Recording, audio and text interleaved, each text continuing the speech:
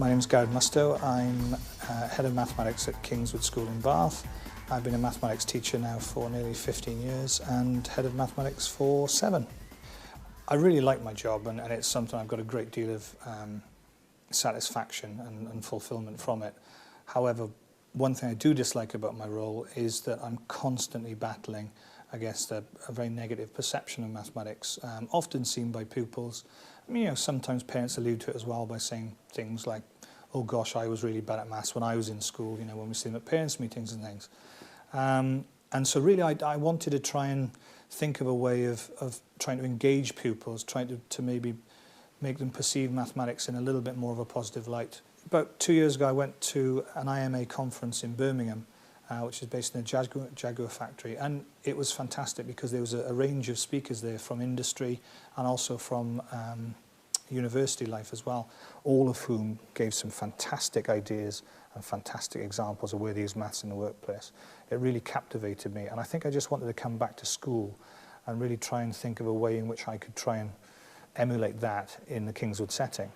Now the difficulty really when you're trying to engage people in the life of the school is, how do you try and entice them back in? And I just hit on the idea, well, every school has got two major sets of stakeholders, which are parents and former pupils. And therefore, that's what I targeted with this project. So I thought that maybe contacting these former students would then allow me to build up a body of case study material, which maybe I could show the students, and then by showing those students that material, they would not only engage with the material, but they would also maybe even empathise with the examples, because Sheer is someone who went to Kingswood, they went to the same school as them, they maybe even sat in the same seats as them, and in some cases maybe even were taught by the same teachers. And so there's a natural connection there, and therefore there's hopefully an empathy building up as well.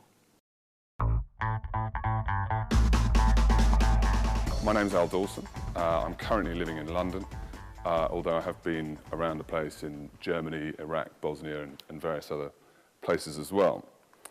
I'm currently working at an engineering firm in London doing operations type work, and that's sort of running parts of the business, the rail sector. Before I did this job, about December of last year, I had just got back from Iraq from a bomb disposal tour.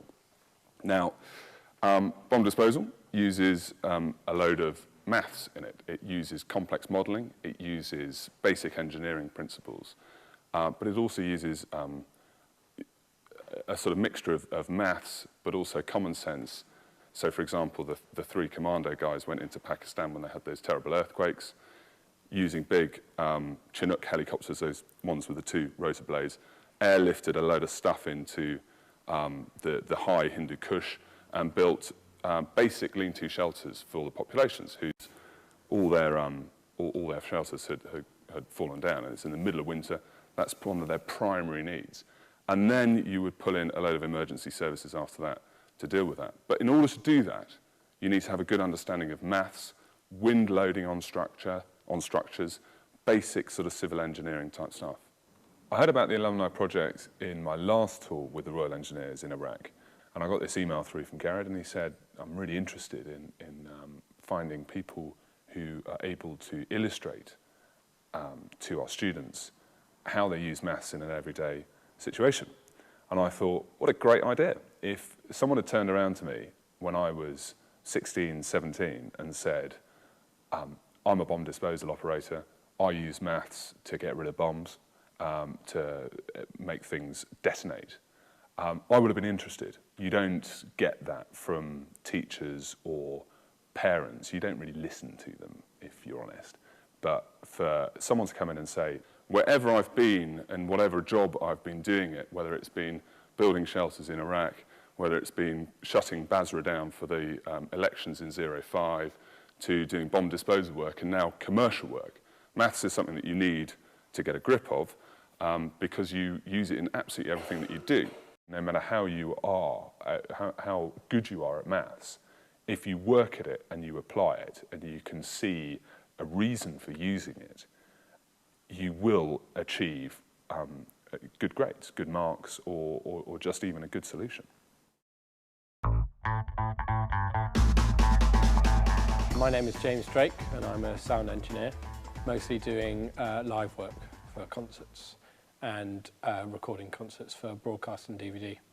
I went to university in Guildford and I studied music and sound recording. That's a 4-year course, and one of the requirements was Maths A-level to do the course. I decided to get involved in the Alumni project for the same reason that I get involved in many things. My nature is that someone asks me to help them out and I help them.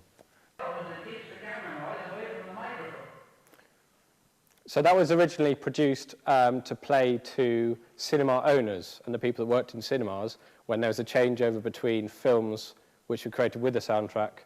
They had all the new equipment to reproduce the sound. So this was a film produced by the filmmakers to demonstrate that to the cinema owners.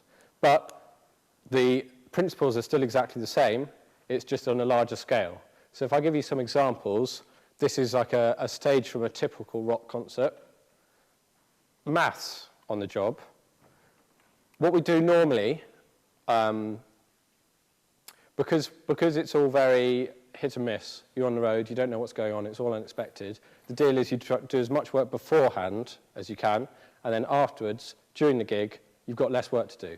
So one of a good example of this is we call the decibel. So lowercase d and uppercase b. For other former students like myself who get approached by Gary Musto to get involved in the Alumni project, I think it's a worthwhile thing to do. There's no harm in taking a day out of your schedule and just talking to some students about what you do at work.